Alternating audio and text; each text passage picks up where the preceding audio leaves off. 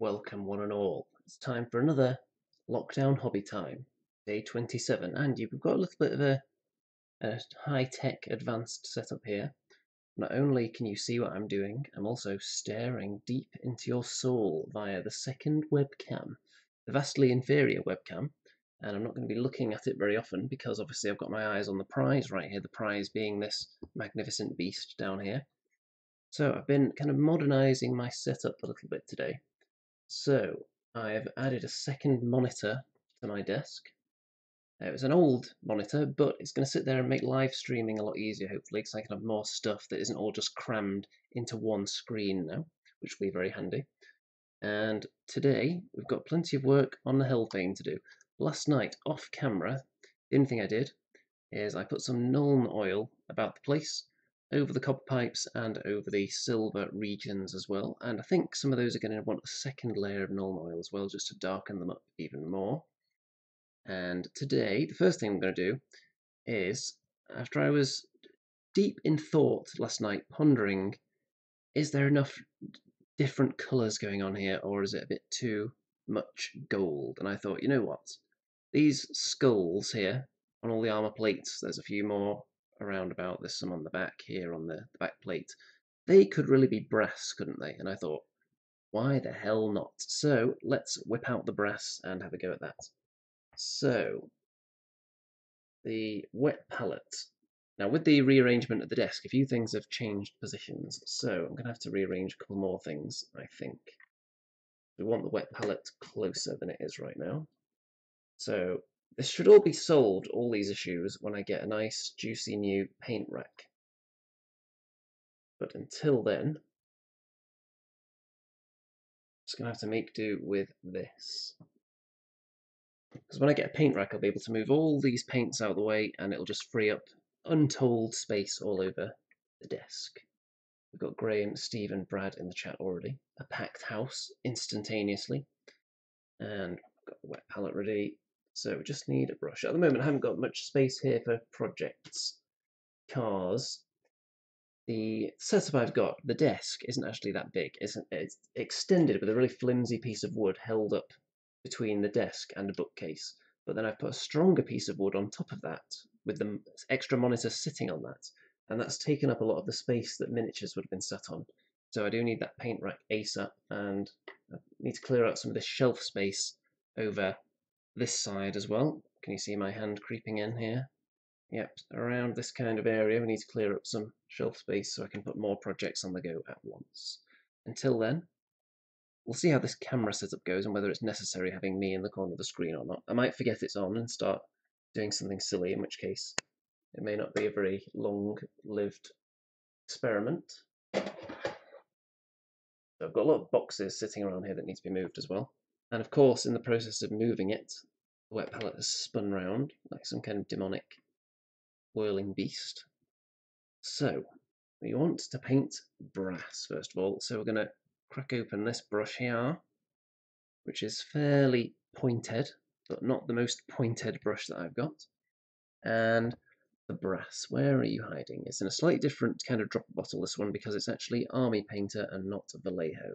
So where is that beast? Should be easy to find because I've got the tops of them all painted.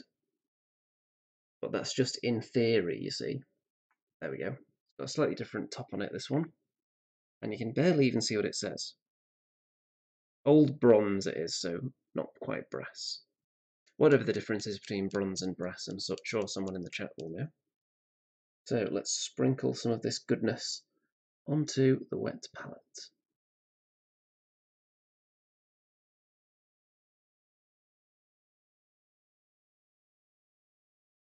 What's everyone else up to tonight? Anything spicy?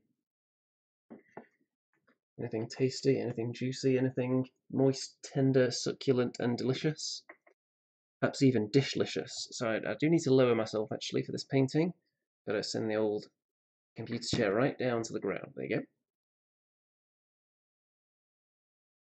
And time for some bronze.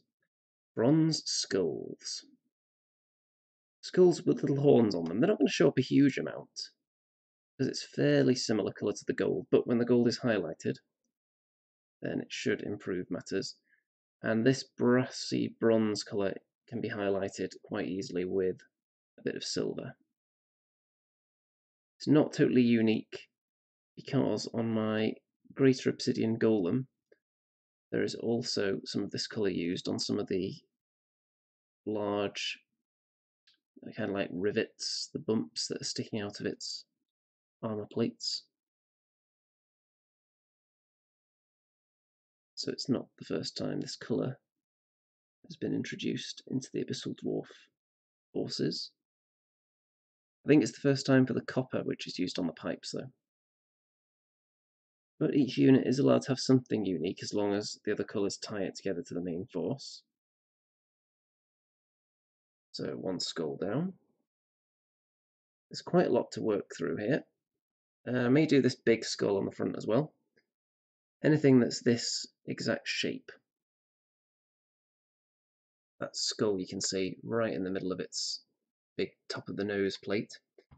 Anything like that we're going to cover. I'm not sure how useful this camera on my face actually is, since I'm going to be looking down the whole time, so it's a work in progress though. I might modify the setup and maybe have two different angles on the paintwork at the same time, which would be interesting. Just experimenting with some different things, and if you notice me looking in a different direction to usual, it's because I've got the chat open along with all the YouTube info on the second monitor. Getting very high tech here. I don't know why I'd never tried it before. I just assumed probably that there wasn't space on the desk and I just have to make a few alterations. Because the very high-tech setup I used to have for my painting station involved propping up a flimsy piece of wood between the desk and the bookcase with old boxes. But I've modified the bookcase a little bit. I've raised one of the shelves on it so it's a bit more stable, which meant I did have to move a few things around, but that's not too much hassle. And now that means, and I've just realised in all my rearranging I've got no tissue to dab my brush on now. So let's see, where's a fresh batch? It's over here.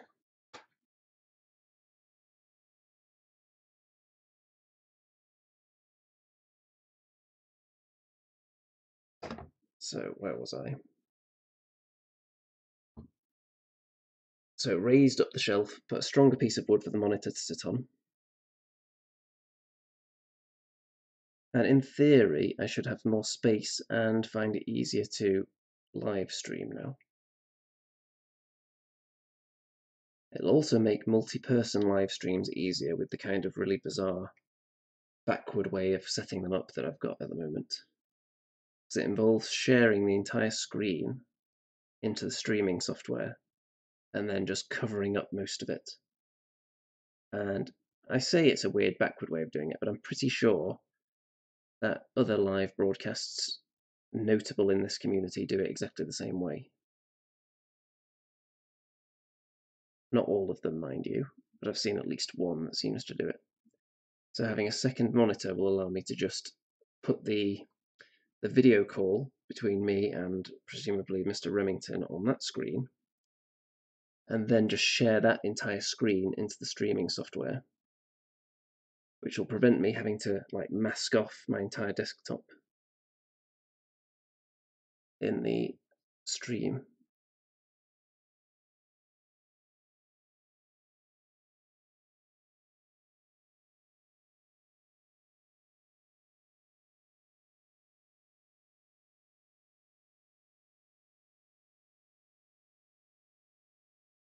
I don't know how many more Hellfane episodes I can actually do, by the way, because I would like to have a nice pun every day. I didn't really have one yesterday, at least with the word Fane in it. I haven't done feigning injury yet.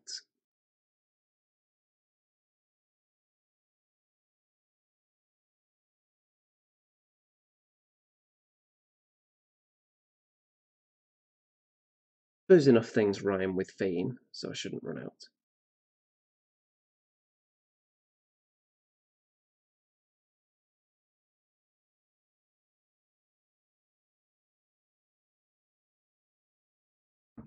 So these aren't going to stand out too much,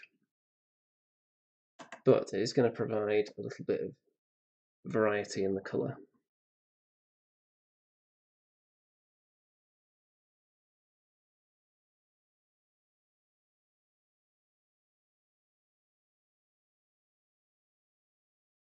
I think the two-camera approach, while it doesn't actually do much, it does make it look a bit more professional, I think, which might draw a few more viewers in.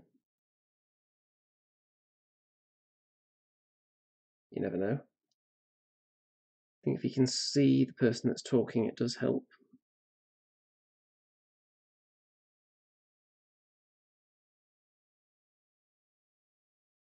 So, I've taken tentative steps towards setting up the first two webcam-based Kings of War games. 2 people have confirmed their interest so far. One person I was going to have a game against isn't going to be able to do it this week due to some family reasons.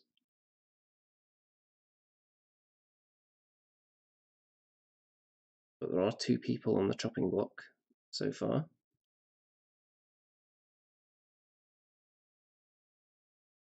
The first game I play, I'm definitely going to be using my Abyssal Dwarfs because I want those grotesques out on the table.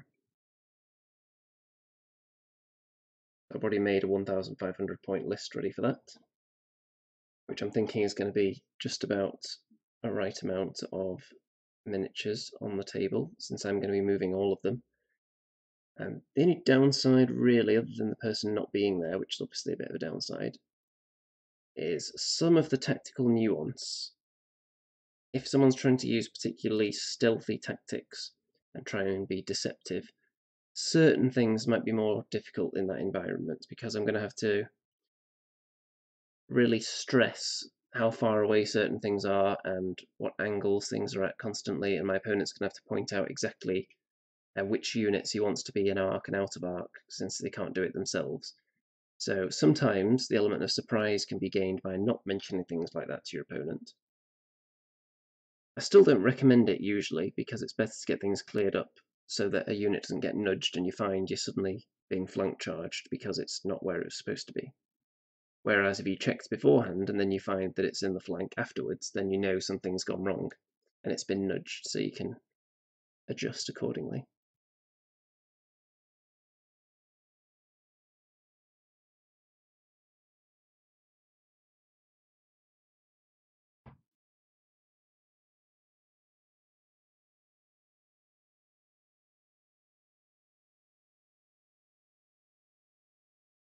Steve has finished his crushers today, now continuing with the skulks. Nice. Some sweet, sweet orc action there. Rather surprised that you aren't wearing orange today. Well, not everything in my entire wardrobe is orange, you may be surprised to learn. I was wearing orange earlier.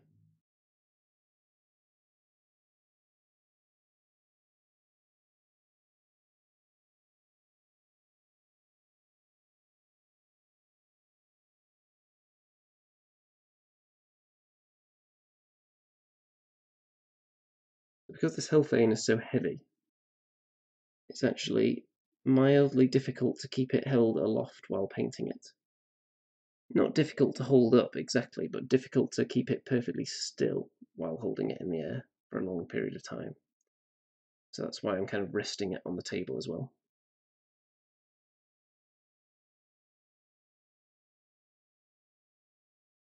So I'm trying not to get too close to it because then I'd be hunched over like some kind of hunchback, and it probably wouldn't be good for my spine. So when I'm painting, if it's something fine detail and I really have to lean over into it, if it's heavy, because I can't hold it up to my face all the time, then I will take occasional breaks and stretch my back a bit, just to make sure I'm not doing any damage.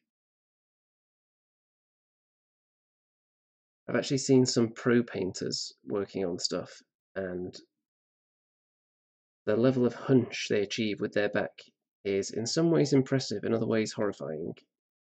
and I'm concerned for their health in later life.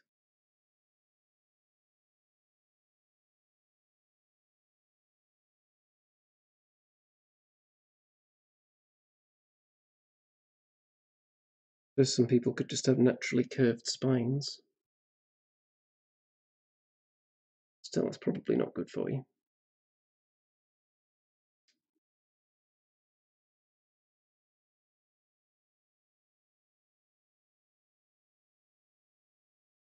There's a discussion topic. How far do people hunch over when painting? Or do you hold everything like up to your face like this?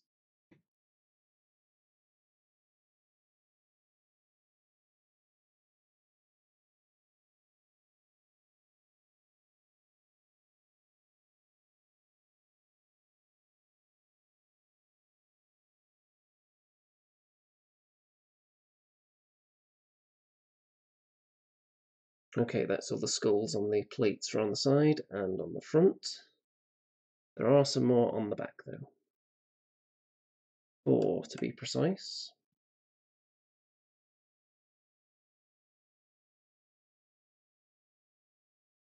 Someone says I missed back rips with Rem. Well, there are going to be some more in the future, don't you worry about that. You ever stream on Twitch? No. I don't really like Twitch. Just something about it doesn't do it for me. I know it has its advantages.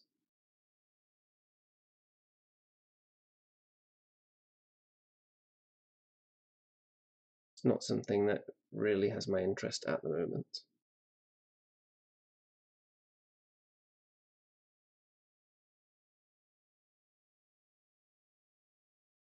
I think I'm just comfortable with YouTube because I've been using it so long.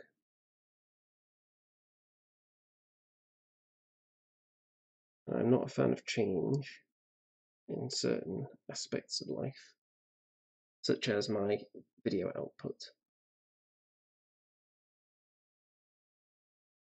When YouTube changed the YouTube Studio, I think they call it now, I was very displeased because I couldn't view all my videos in one big list anymore. Now, the live videos and the uploaded pre-made videos are in 2 separate categories, so you can't really compare them to each other easily, which I find really annoying. Every time they update it, it seems like something that I liked is no longer a feature and is broken. It doesn't work.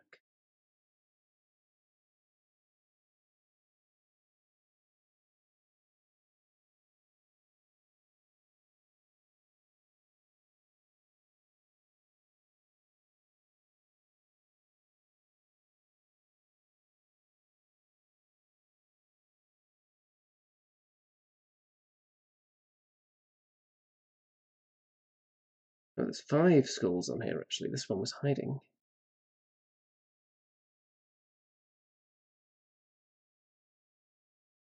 Hiding behind the pipe. Very sneaky.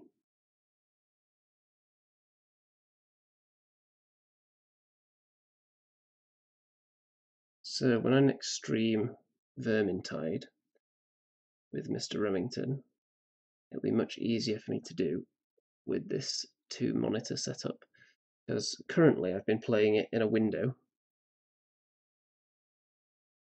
which isn't ideal for a game like that where you want to be able to see everything. Makes everything smaller. So I'll be able to play it full screen now and then have all my other stuff that needs to be on the screen when I'm streaming on the second monitor. It's going to make life much easier.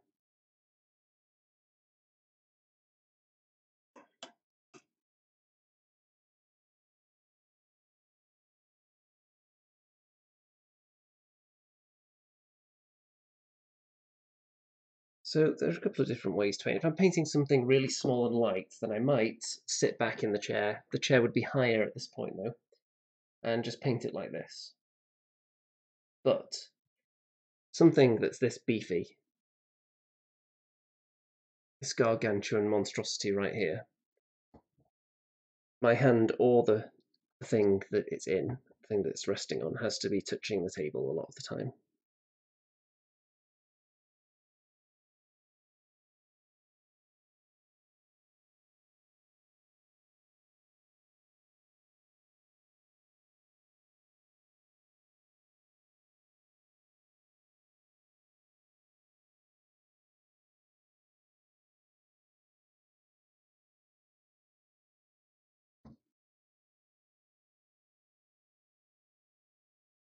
Nearly finished the bronze skulls, just one more to do after this.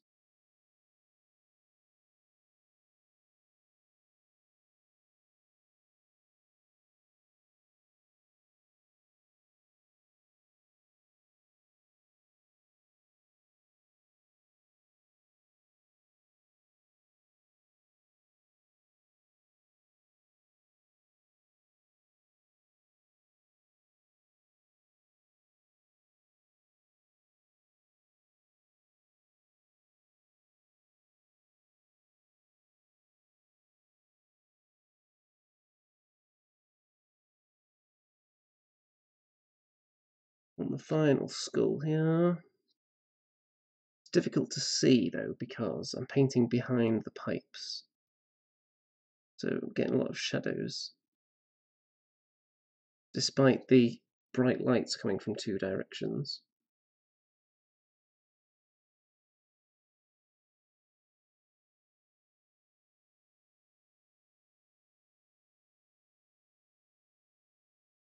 Okay, now there are some other skulls on this, but I'm going to want some audience feedback here. Because, let's see, I think you've got a pretty good view of what's going on at the back here. So I'll point with the brush. Here, there is a skull with a pipe coming out of its mouth. That skull looks exactly the same as all the other skulls that I've just painted, but it's bigger.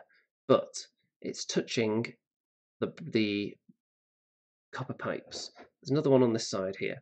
Does that need to be painted in the same colour as I've done every other skull that's in that pose, with its mouth open in the same way?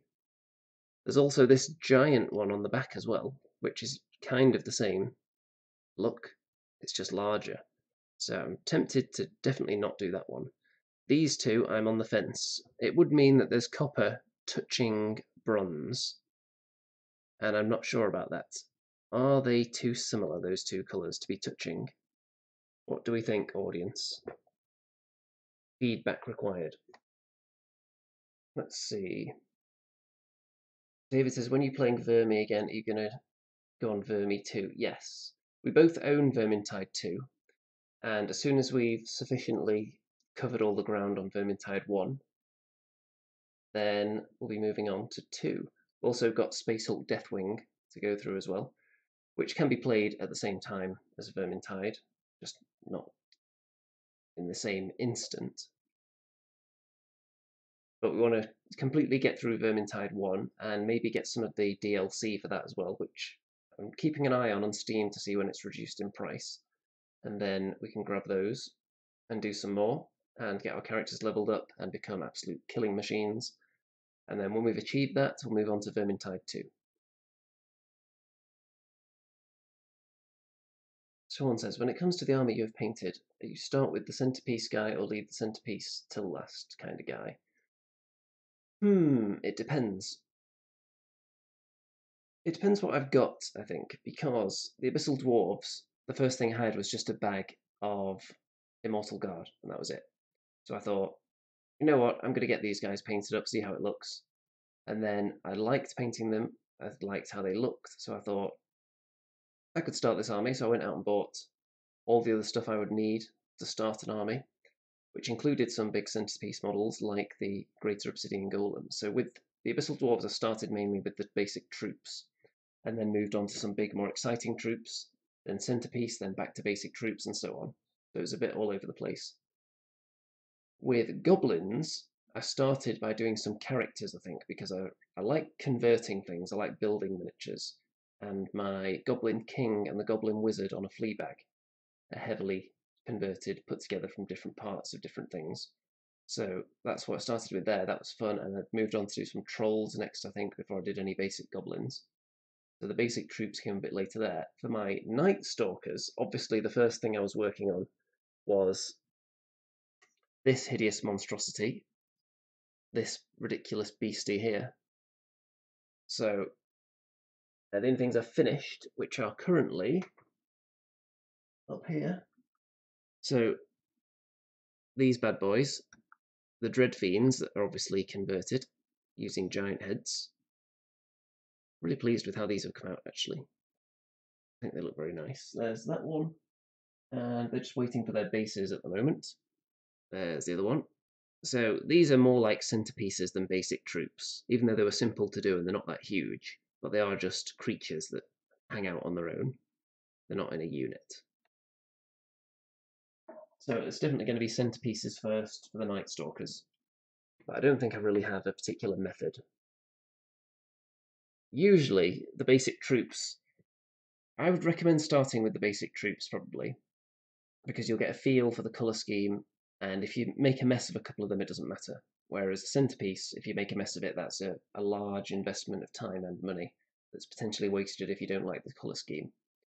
So basic troops, probably a good idea to start with, unless you're the kind of person that struggles to get motivated to paint lots of the same thing, in which case maybe start with a centerpiece, because then you'll be so thrilled at your masterful work that you've done on this huge, impressive creature or vehicle that you'll be inspired to then work on other stuff so you can get it out on the table.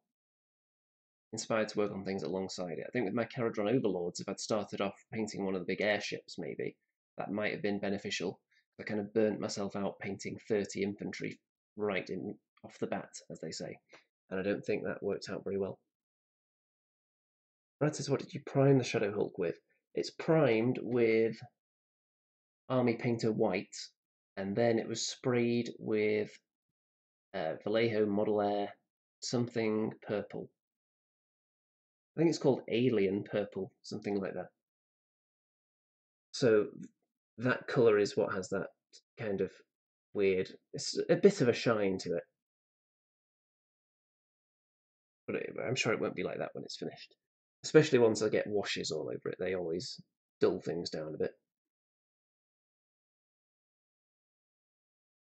Yes, David, we're always looking for people to join in with Vermintide. I think I'm going to ask Mr. Remington if he wants to do some of that tomorrow evening, possibly. So just keep your eyes peeled when we're doing that. And the game's always open to the public, and we have had people join in either from the chat or just people hanging around online that don't know what we're doing have joined in as well.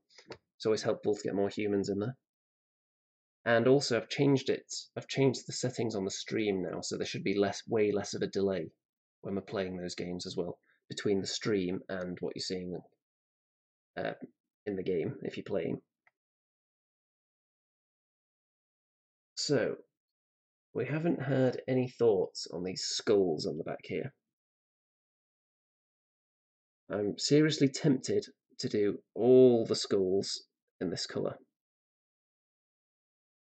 And just because they're bigger, should they be excused? I'm leaning towards no. So, last word from the audience, what do you think? Let's get a close-up of the parts I'm talking about.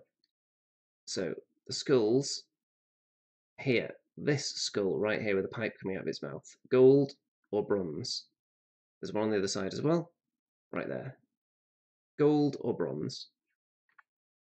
I'm going to wait for the audience to vote on that. I do find it very helpful having painting feedback live while working on these things. And after that's done, I think we're going to apply some gold next. Brad says go ahead, if you don't like them you can go back to the original colour. That is true, definitely. Steve thinks gold.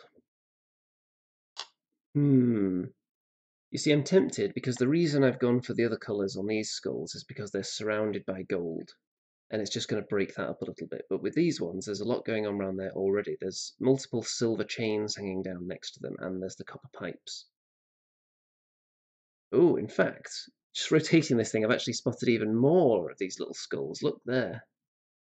The chain is actually coming out of another one of these skulls. So do I want to paint 4 of those skulls now? I don't think there's any more. Unless there's any hiding in its butt crack or something. Don't see any. But yeah, would it be odd doing all the skulls around the front and the sides, but leaving these ones at the back, even though they're exactly the same element?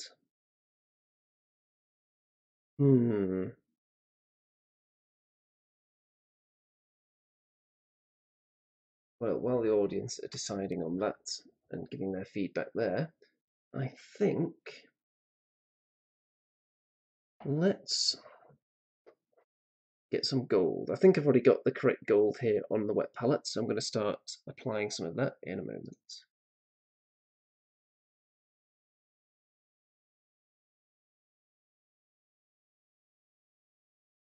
Okay, so I'm going to be applying this gold now to all the raised areas.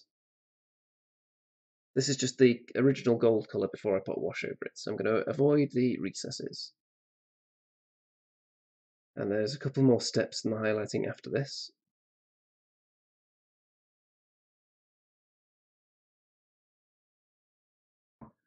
So just avoiding crevices.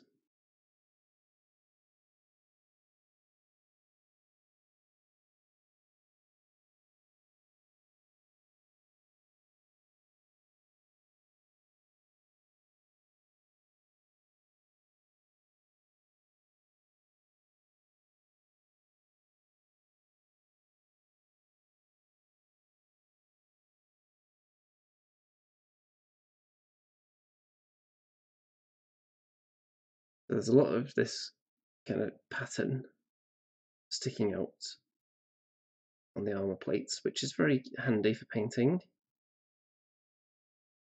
Much nicer than it just being a big flat area, which is always a bit annoying to deal with.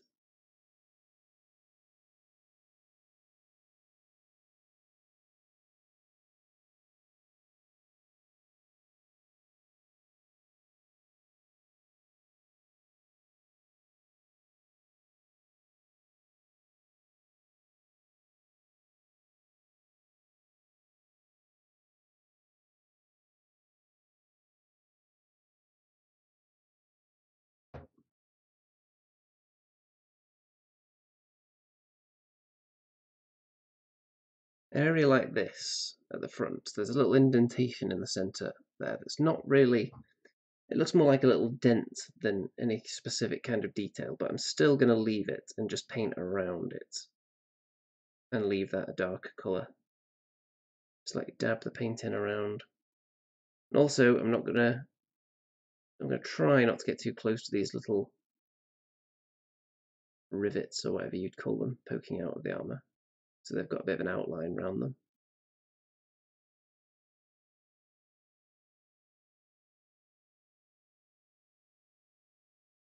They're obviously an easy little detail to highlight at the end in silver.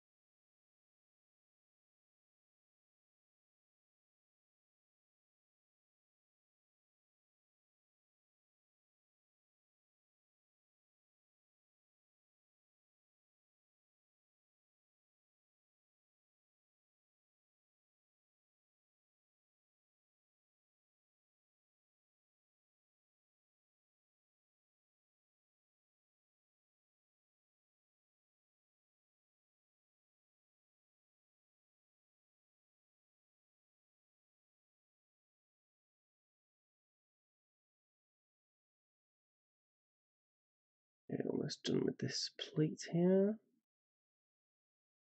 I just don't want to go too close to any of the edges of the parts that are sticking out, so they've got a nice little bit of shadow around them.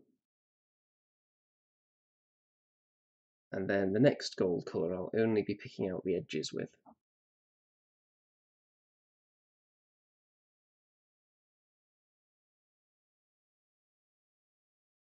And that's going to be a lighter gold.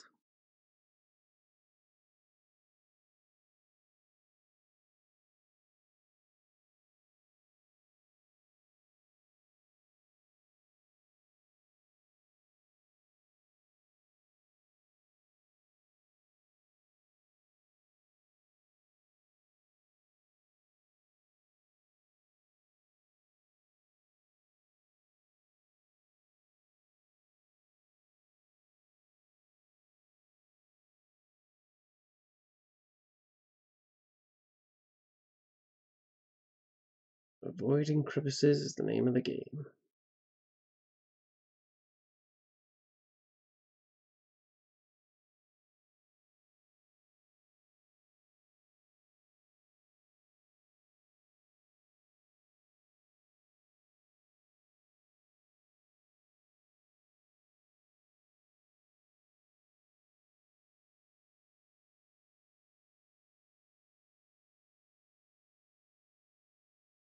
Okay, time to do some side faceplates. This is going to take a long time, all this gold. I might not be able to do it all today, because there is a lot of it.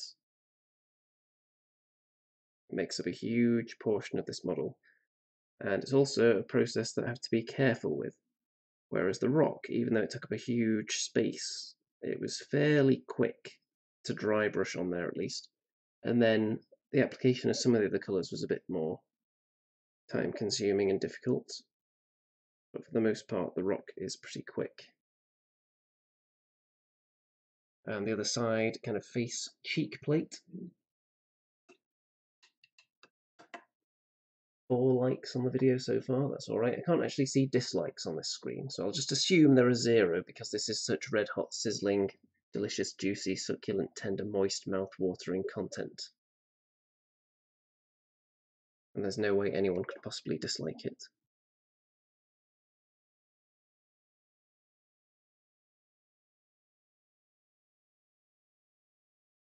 So there was a disaster today.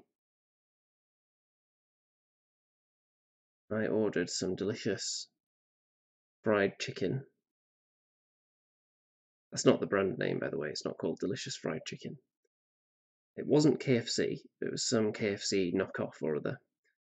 And it was delivered. It was actually delivered 40 minutes before it was supposed to be delivered, which is fine by me. But there were 2 chicken strips missing. I know. It's disgraceful.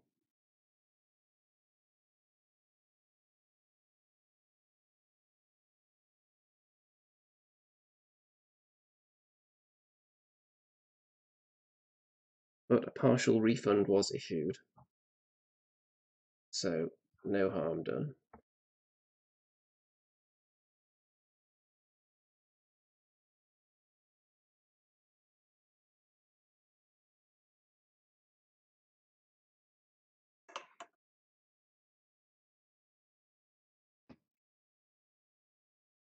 So the chicken place, I'm not sure if it was like a chain or just a one-off, but it had one of those names that's like there's KFC, and then you'd look down the street and you'd see there's all the other FCs with different place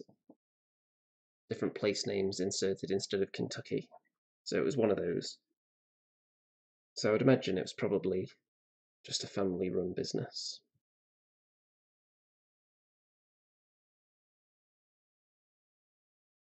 But because of my massive social media reach, I'm not going to name and shame them because that could drive them into bankruptcy.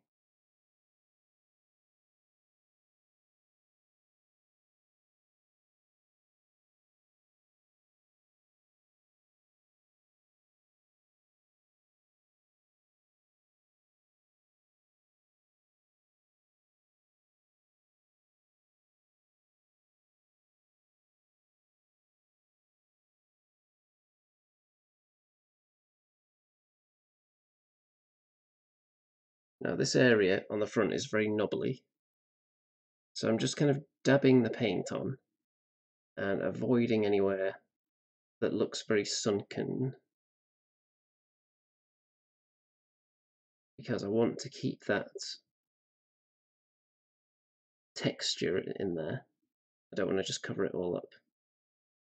I'm not just brushing the paint across the whole thing, because that would obscure it all.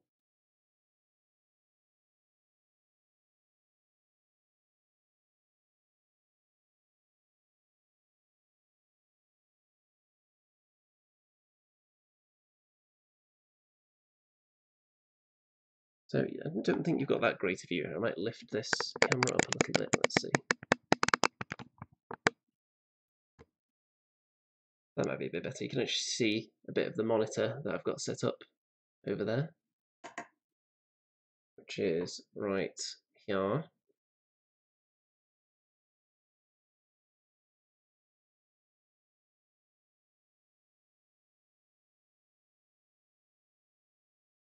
Next step is a paint rack mounted on the wall.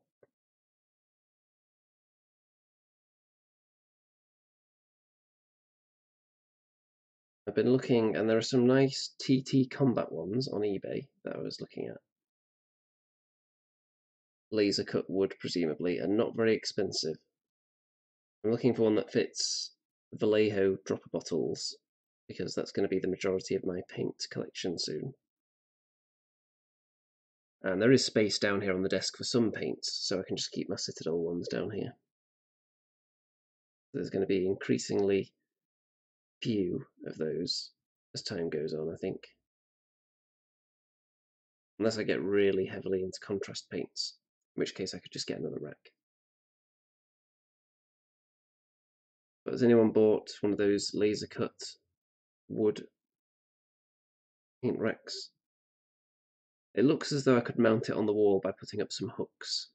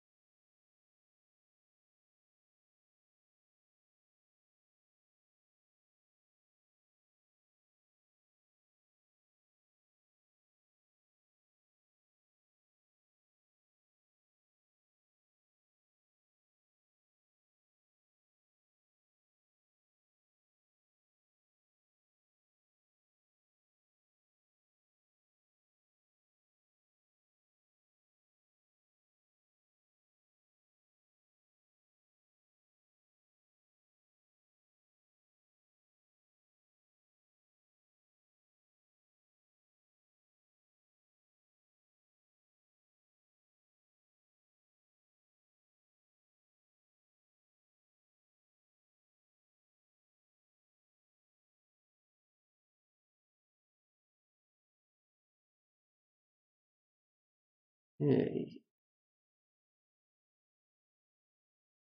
The whole front area is looking pretty much done. Just a couple of little bits.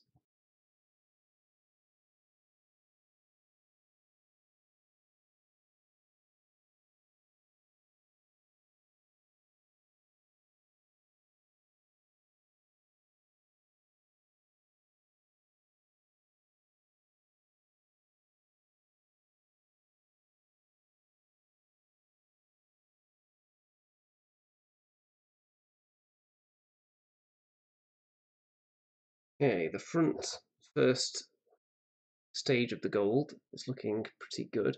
This bit is actually looking very dark on the camera, so I'm going to have another look at that in a second to make sure that's not really the case.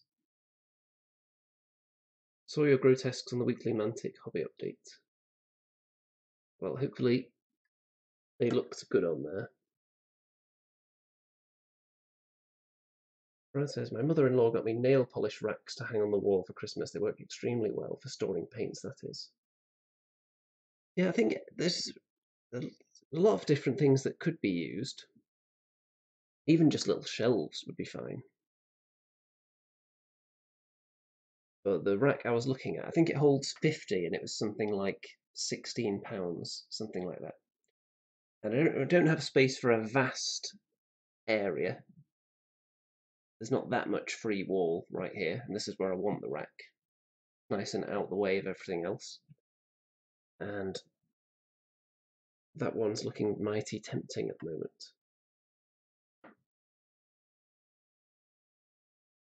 Yay.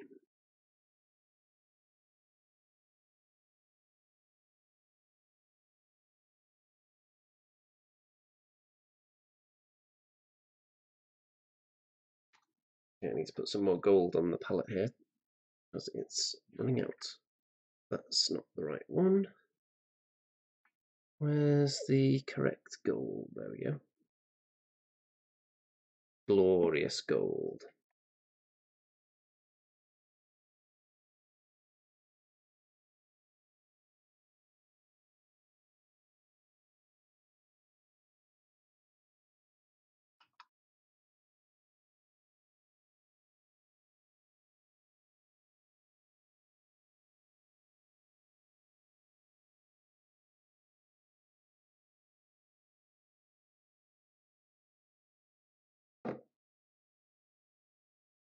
Okay. This front area, this kind of pattern zone, doesn't seem especially bright. I'm going to do more on it with the other highlights. I just want to make sure that it's not been too fine a coat on there, leaving it too dark.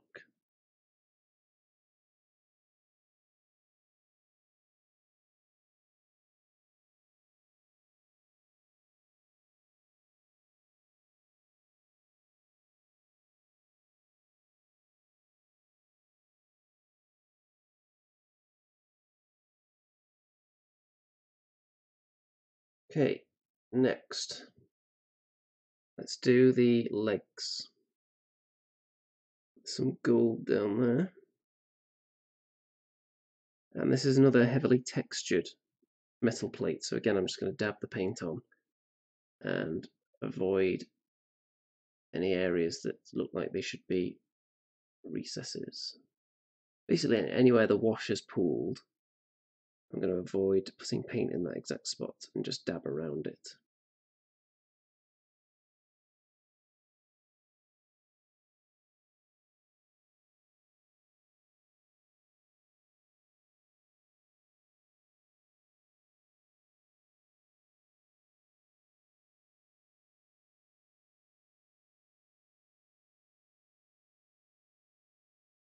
Someone says, you ever hear about the Timmy, Johnny and Spike player ideology? It sounds vaguely familiar, but you'll probably have to remind me.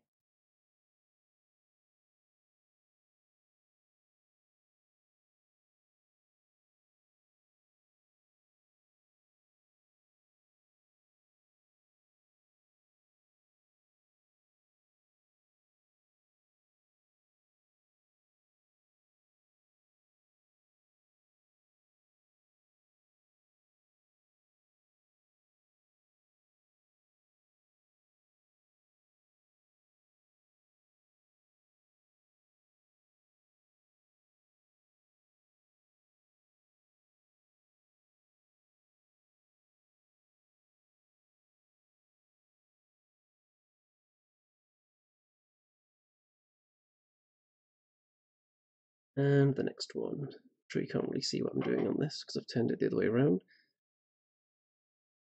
But at least you can still see my hat, which is the most important thing.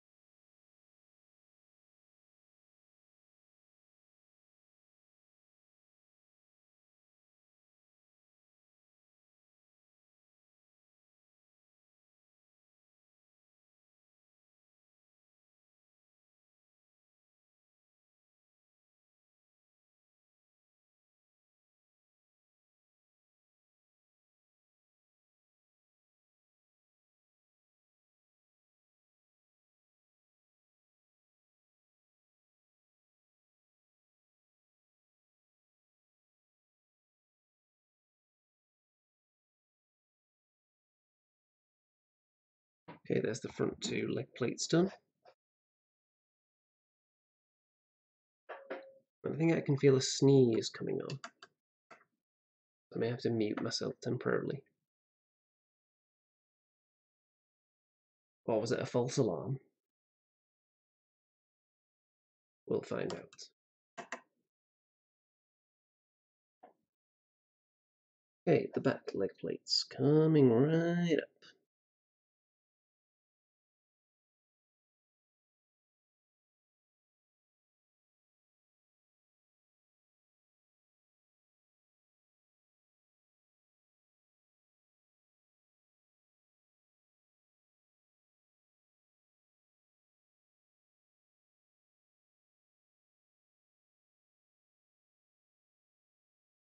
Hopefully it won't take too many more days to finish this guy. very intimidating, obviously, because it's such a huge model. But we are making good progress on it. I say we, because obviously it's extra motivation doing these videos, which obviously I wouldn't be doing if nobody was watching.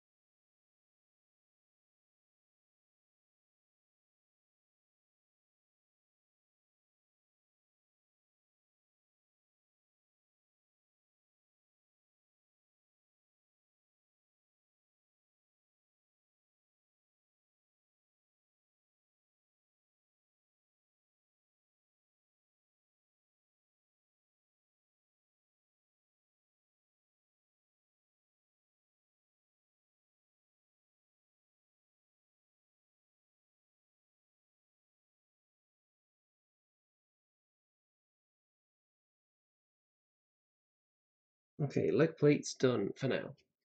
John says something the MTG uses to describe the different mindsets of their playbase. Timmy's there for a good time and looking more of a quietly win than big number of wins.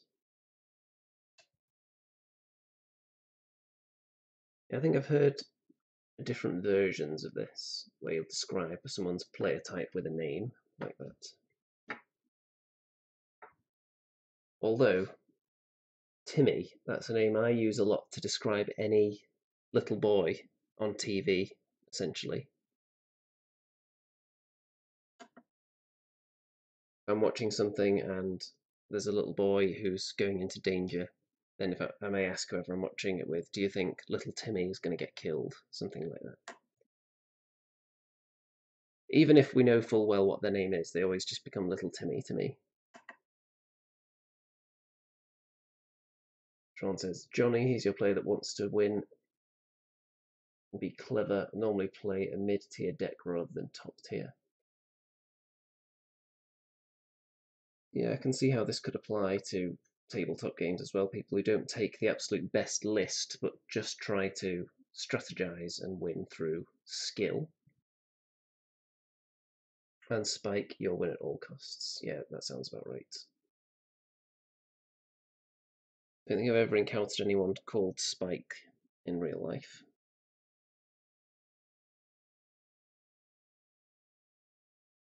So, let's do the middle.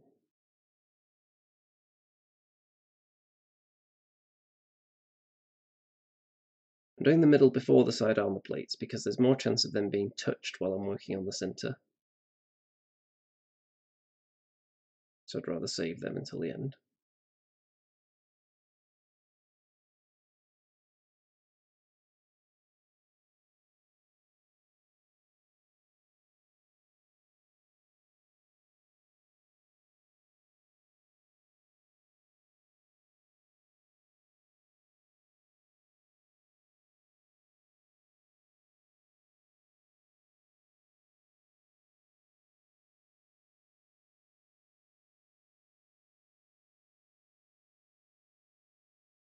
I've encountered those types of people at all tournaments, I think.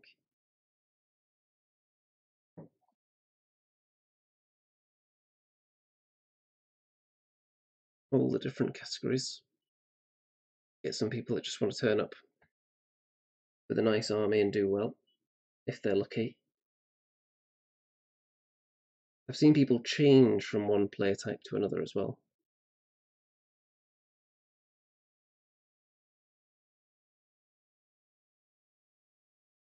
I've seen some people be harshly competitive and then maybe lose their edge over time. I've also seen people who used to be very cuddly and fluffy with their armies suddenly start taking the absolute filthiest because they got tired of being annihilated.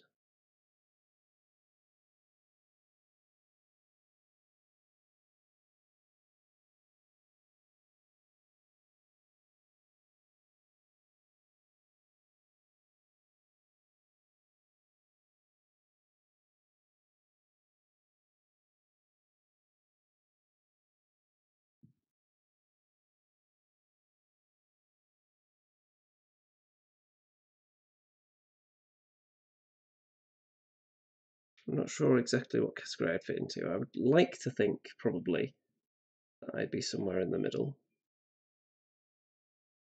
Because obviously I do try to win, but I don't take absolute filth, spam lists or anything like that.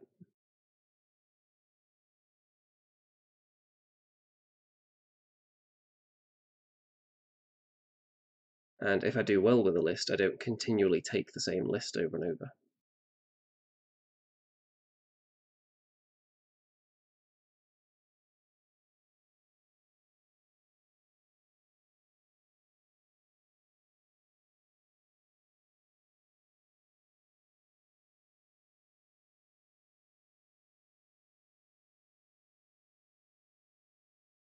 I like to mix things up.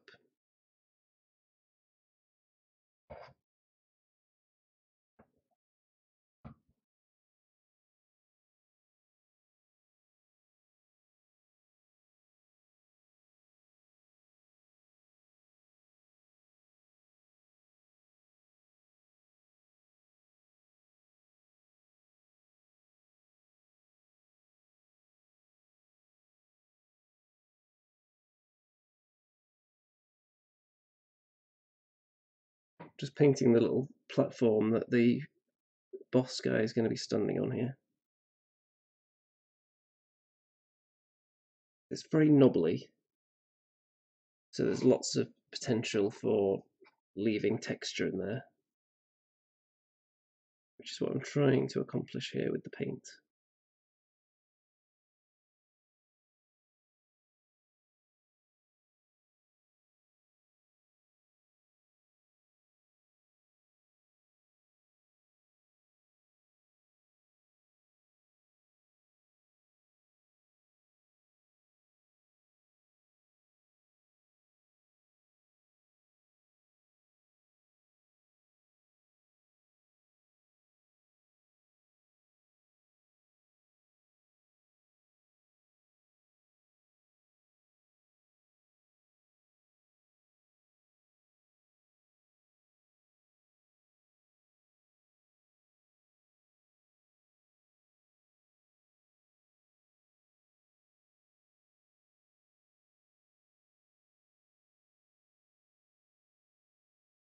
Steve always plays the army he likes the look of model-wise. Sometimes you end up thinking it's competitive, other times not. Yeah, that's usually how I start with my armies.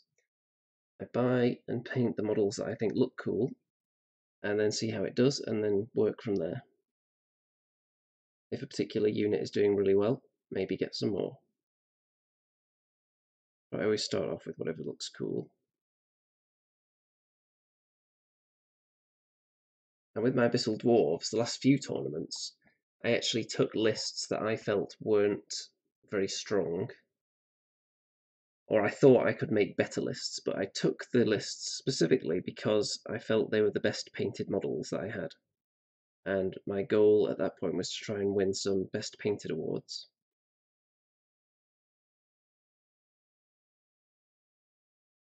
While they were still fresh in people's minds. Because once you've had an army a long time, it doesn't matter how nice it is. People have seen it a lot, it's not going to grab them. And they're going to vote for something that's new and spicy, probably. So just trying to get trophies, or the possibility of trophies. It's not necessarily about winning them, it's just being in the conversation to win them. And that makes me feel proud of my paint work, if I'm even mentioned.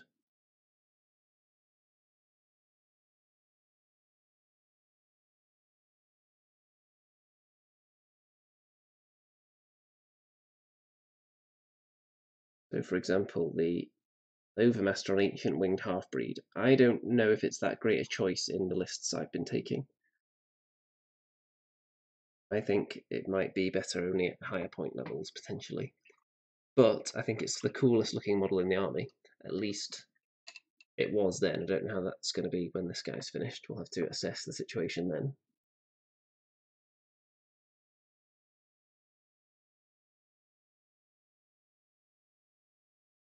So we're going to do the inside railing now.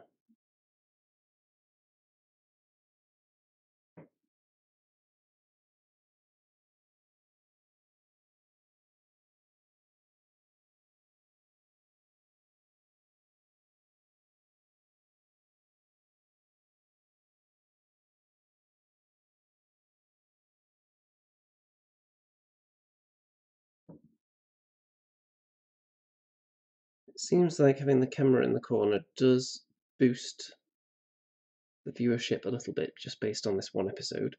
So we'll see how that looks long term. I think it does draw people in a bit when they can actually see the person painting as well. They like the human touch instead of just the disembodied voice. There must be a reason that people put themselves in the corner of the screen no matter what they're doing.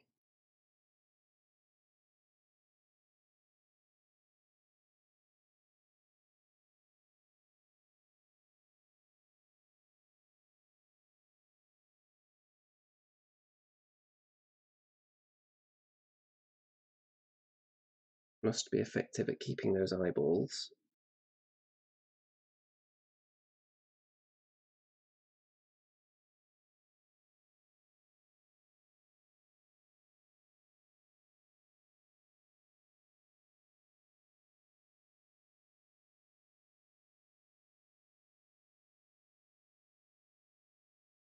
I keep saying the next step I need to look even more professional while streaming is the last donation, donate here, scrolling text thing.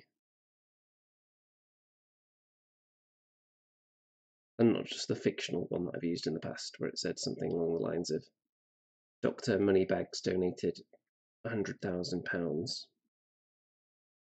Because I hate to break it to you, but that was actually a lie. That was entirely fabricated by my imagination. And I apologise for that.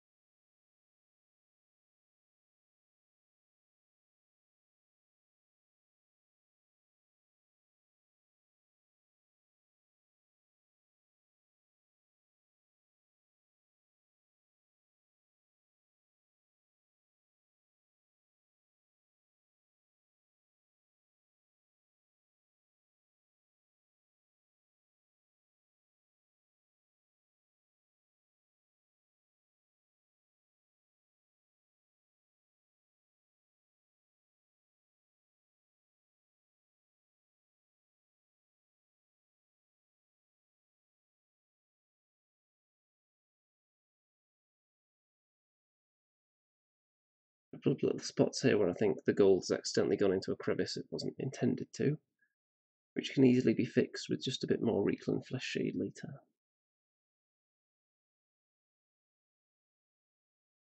Only mildly annoying.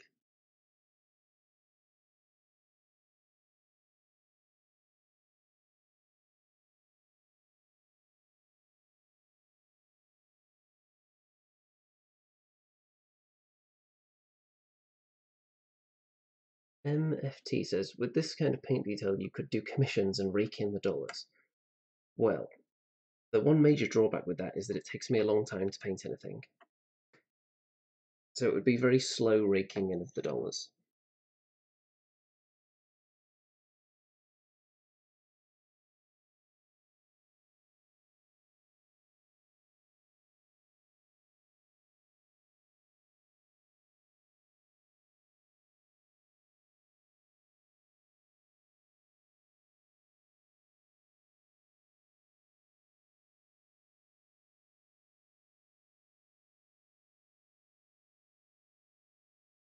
There are some people in the community who I think could make a killing if they did commission painting, because not only are they really good, they're also really fast at painting. Two people immediately spring to mind from the community who seem to have that particular talent.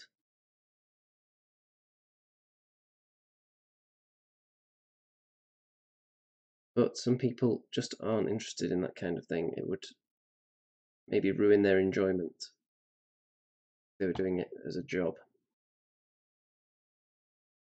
I do know plenty of commission painters.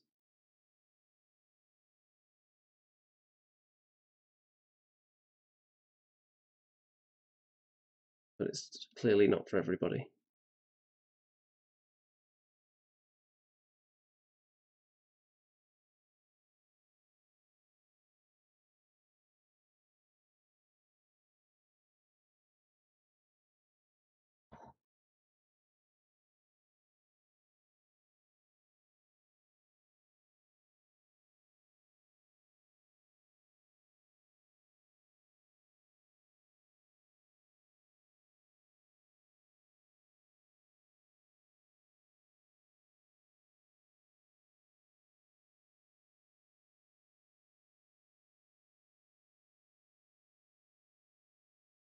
Yeah, some people have a lot of fun with that hobby, but then when it becomes a job, suddenly they find it a chore. I've spoken to a lot of people who experienced that.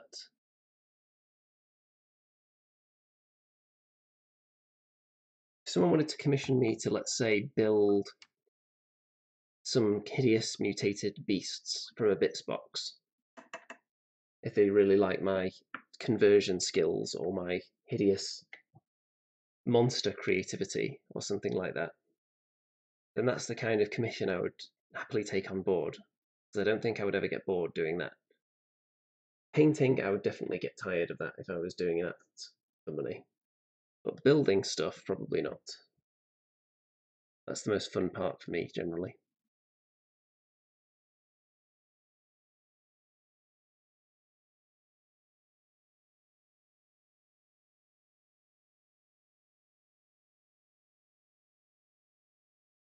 Okay, time to do some floor tiles, I think.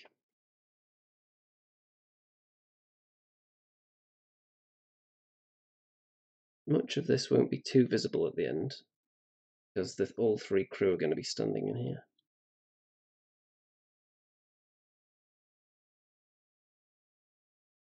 So I'm not going to go too nuts with it.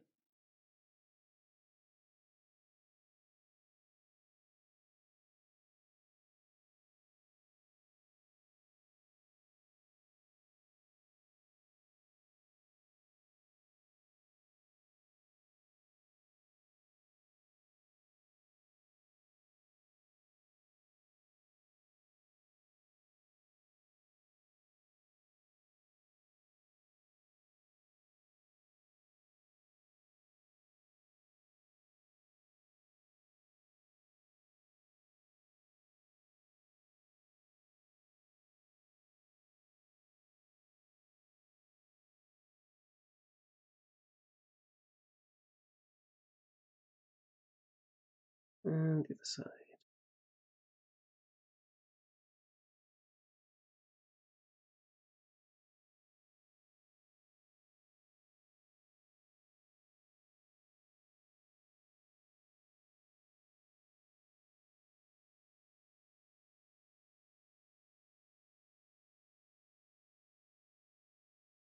A lot of issues that people have with commission painting when they try and do it for themselves as a job comes from the fact that people aren't willing to pay enough usually.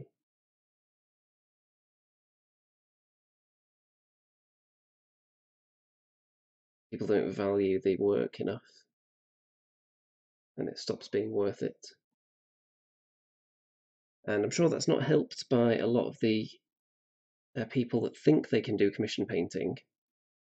They pop up for a few weeks, charge extremely low rates, and then they realise that they're not making money or it's not fun enough or whatever, and they drop out. But there's an endless stream of those people that think, hey, I could do this. So that means there's always someone out there willing to paint your models for a ridiculously low price. Well, I say always. Often there are people out there. and then the people that actually can do it full time end up having to compete with those ridiculous under prices, or people that just do it as a bit of a hobby and don't have to charge that much.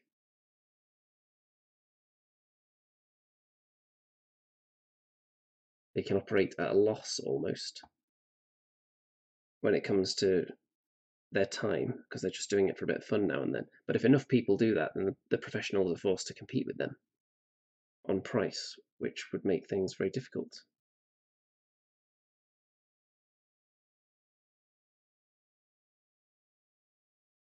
I'm sure it's not just unique to the miniature painting industry, that particular problem of part-timers coming in and undercharging.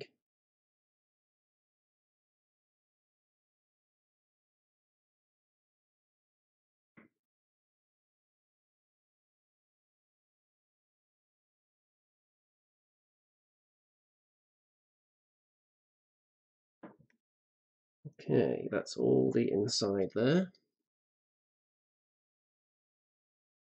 Let's go on to this big ornamental engine type area, dare I say.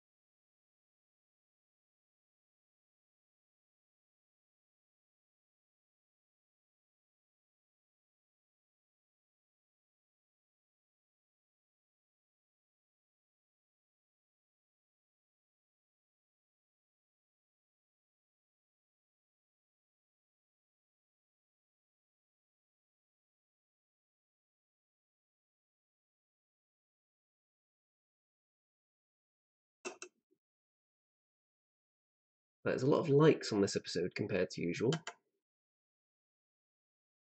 at least at this point.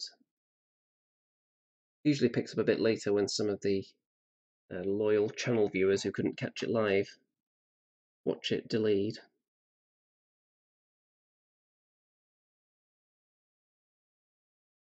People in other time zones, perhaps.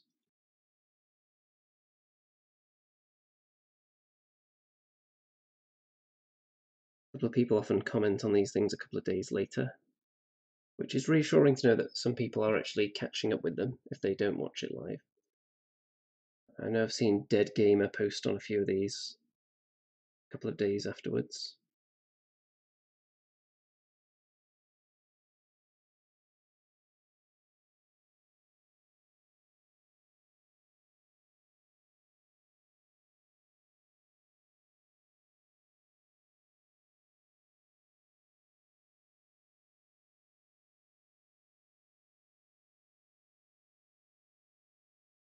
Yeah, this whole gold process is taking a while, but it is a huge model.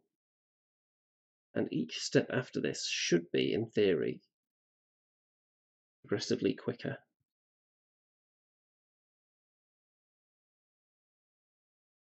Because we're going to be covering far less surface with the next layers. The next one's just going to be an edge highlight, essentially. And then the silver at the end is going to be on corners, mostly. So it should speed up as we go along. Just have to get through the long, tedious parts and get to the more fun stuff at the end.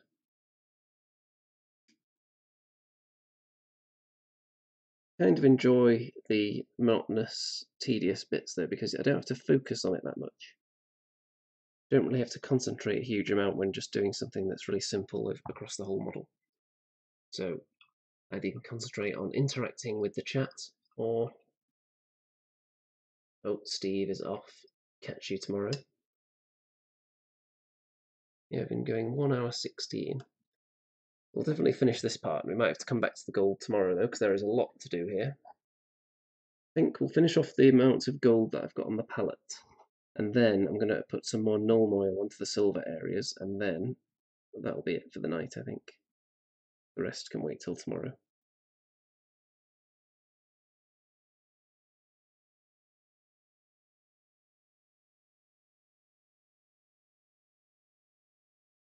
In exciting news today, my new slippers arrived,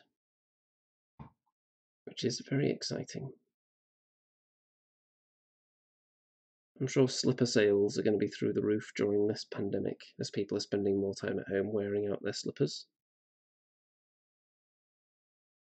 Or they realise because they're spending more time at home that the slippers they do have aren't at all comfortable. So they're finally investing in some luxury ones. Not that mine are luxury slippers.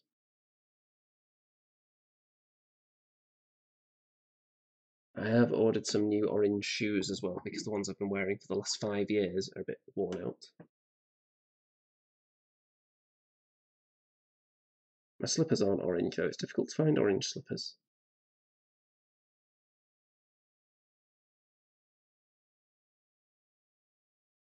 Always just black, blue, brown, grey. Just boring colours. Dark blue is boring at least.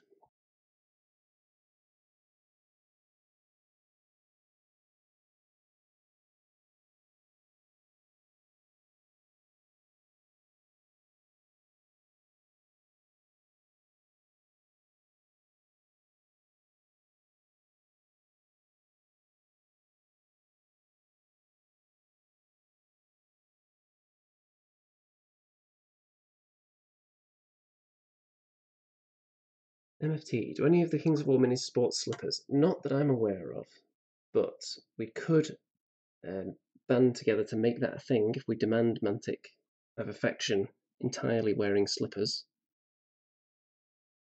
Or if the Night Stalkers get a new unit called the Sleepwalkers. So they'd have pyjamas, slippers, and one of those caps.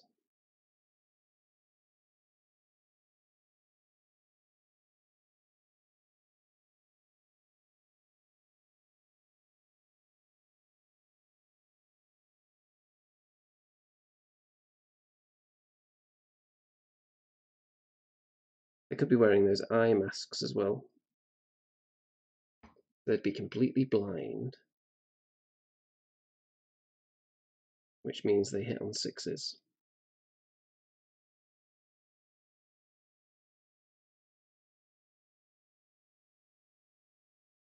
Should make for a good soft list. Yes, it should.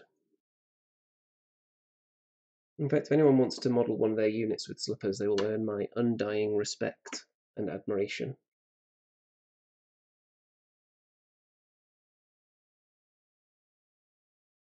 We're almost through this paint on the palette now. Just trying to finish off this last bit of this area.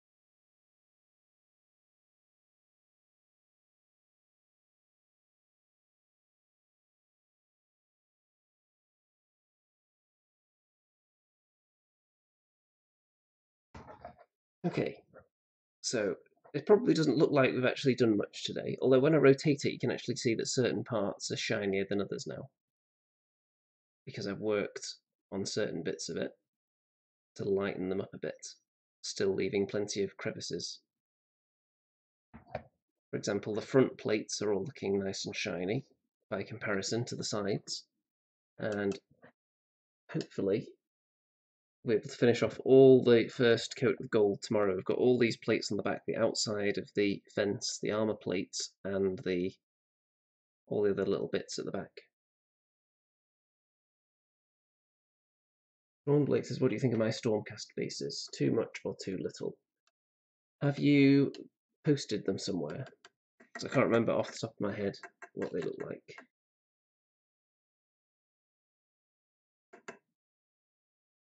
Just soaping off this brush.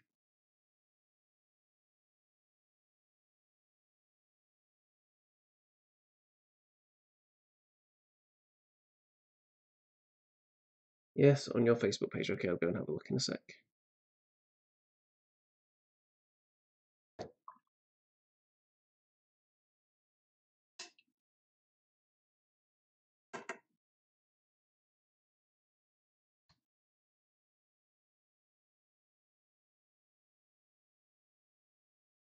Take that brush away. Let's have a look.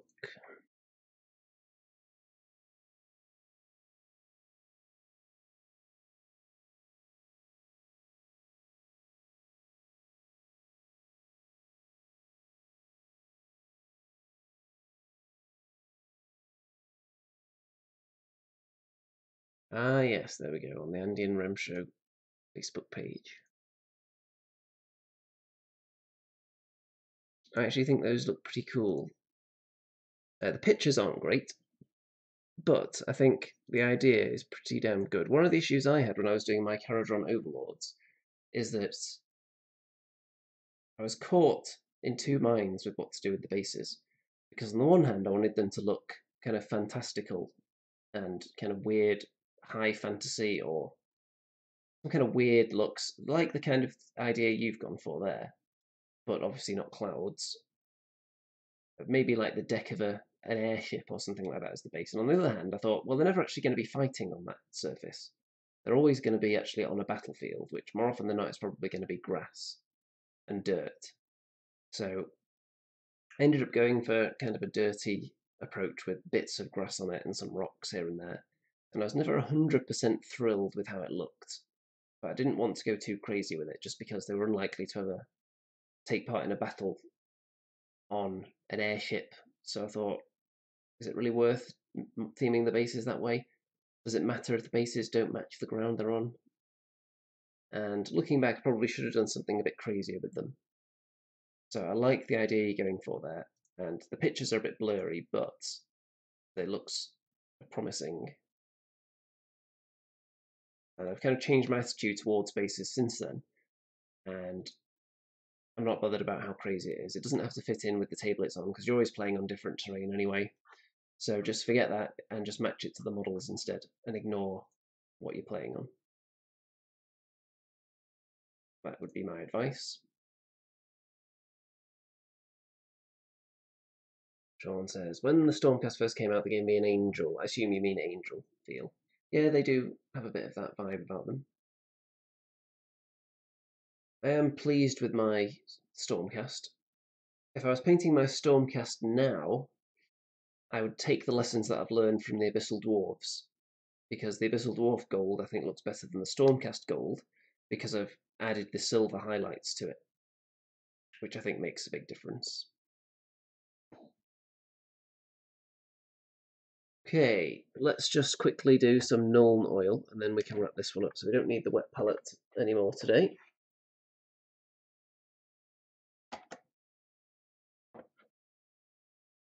Nuln oil.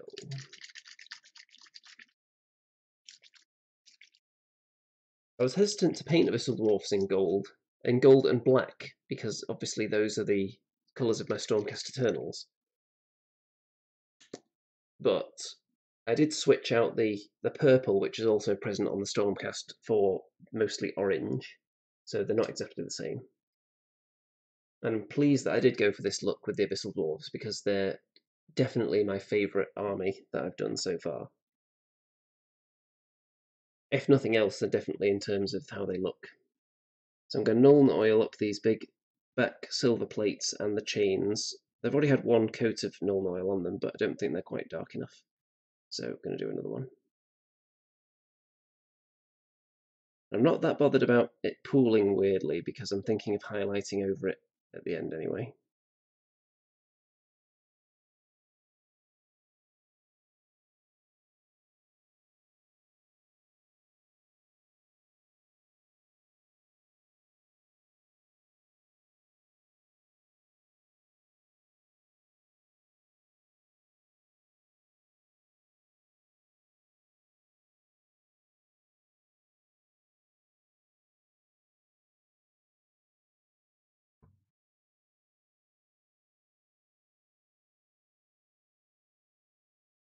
I don't know if the Night Stalkers will be able to surpass the Abyssal Dwarfs as my favourite.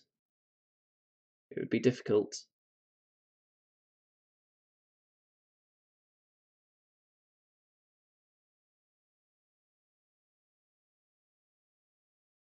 Not every army needs to be superior to the last one. What I try to do more than that is just do something different each time and try new things on a new army. So the goblins, when I started them, that was the first time I hadn't done an army with just green grass on the bases. Pretty much. A mass battle fantasy army, anyway.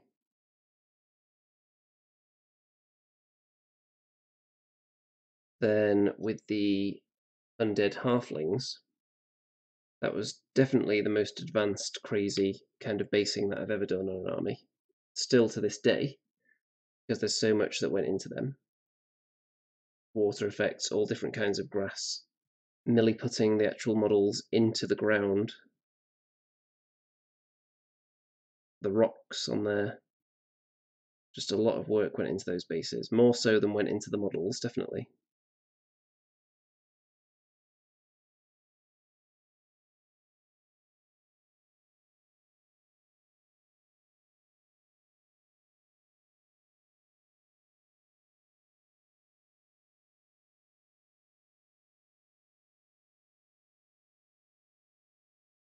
And then the Abyssal Dwarfs. Actually, no, before the Goblins, the Undead. It's easy to overlook them because I don't really like their basing, but I tried to do something different with them. That was the first army that I didn't do on green grass. They do have green grass on there, so that's a bit of a lie, but they also have sand on the base, which was the first time I'd done that. So it was a bit of a work in progress there. And then with the Abyssal Dwarves, obviously I've factored in more cork. As the Goblins I used cork on, but the Abyssal Dwarves have used more, and the lava effect, which I'm very pleased with. Which of course was heavily inspired, shall we say, by some other people in the community and their Abyssal Dwarf armies, the one in particular.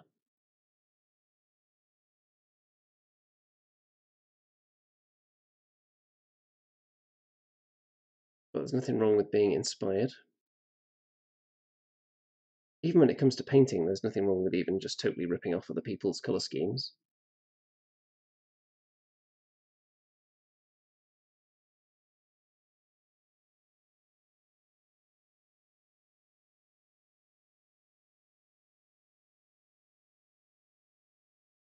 So I'd be thrilled if someone ripped off all my colour schemes.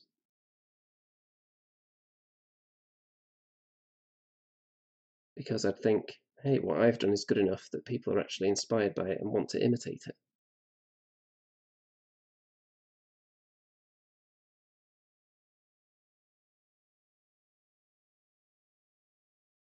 At least in this hobby realm, obviously ripping off things can be different in other avenues of life when there's financial gain to be had from it.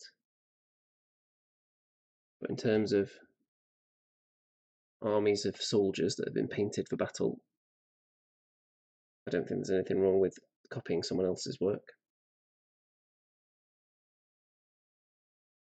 Okay, that's all the silver, another coat of Nuln oil applied. Don't think the copper pipes need another coat.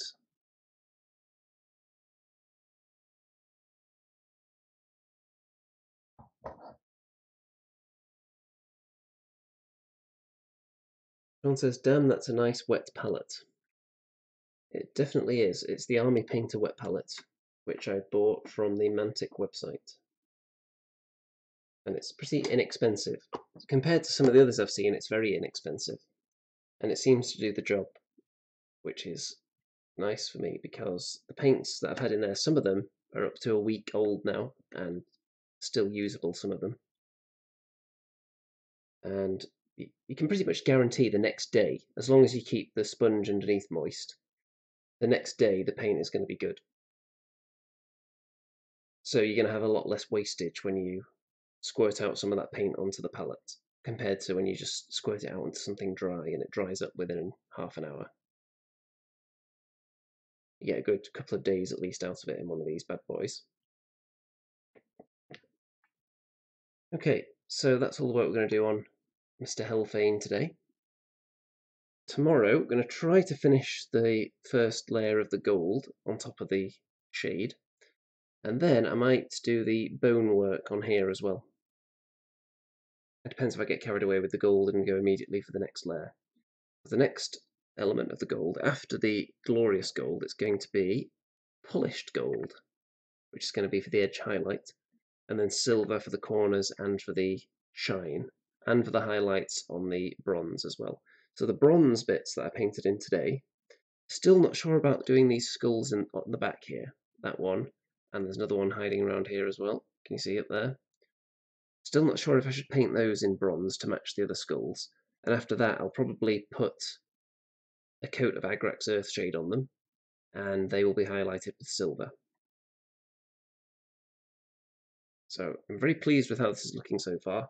I haven't even got to the crew very much yet because this is taking so long, but the crew are going to have the same gold stages applied to them, and I need to paint their weapons and their various pipes and decorations. He's got one of those little skulls on his back as well, so I'll probably do that in bronze. He's got another one on his front actually. And looking at it here, it actually appears that there's a bit that shouldn't be there. Something stuck to his skull on the front there. Let's peel that off.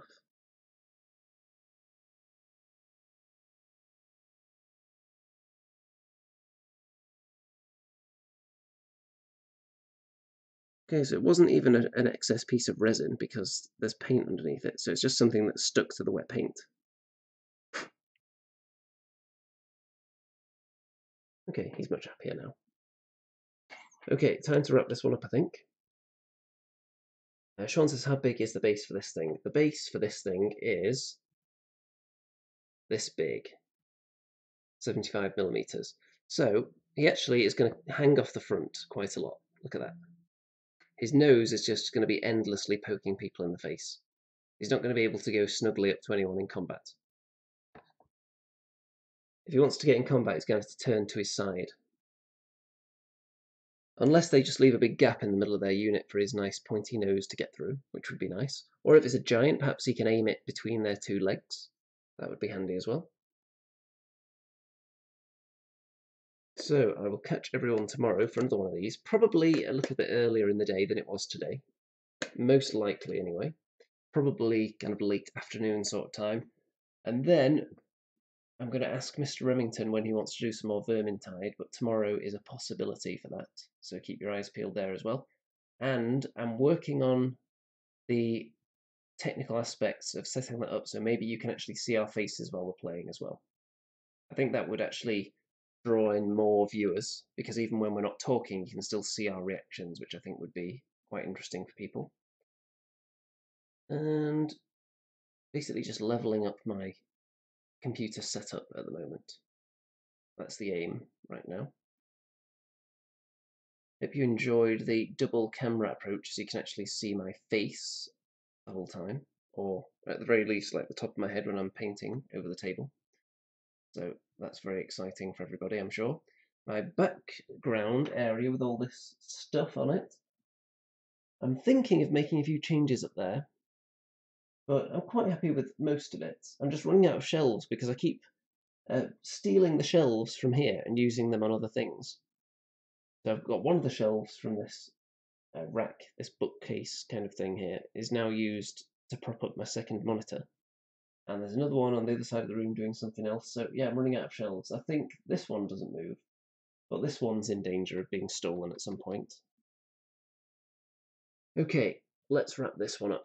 Don't forget, like the video if you haven't already, of course. Don't forget to subscribe if for some ungodly reason you haven't. Don't forget to check out all the links in the description, including the various social media shenanigans down there. I've got my Facebook group, I've got Twitter, I've got all those fundraising sources down there. If you want to show your appreciation and support the channel in exchange for delivering fresh, steaming hot to your eyeballs, the juicy, delicious, red hot, sizzling content on a daily basis, sometimes twice a day. And tomorrow we'll be back with more lockdown hobby time, and keep your eyes peeled looking for some Vermintide very soon as well. And with that, is there anything else I want to say quick before I go? Looking around, see if there's anything that warrants discussion. Oh yeah, you can also look forward to more exciting discussion of paint racks and which paint racks I'm looking at and how much they cost and what they're made of and where I'm going to put them. And that's going to be quite thrilling for everybody, isn't it? Okay, let's end this right here. So all that remains to be said is good night out there, whatever you are.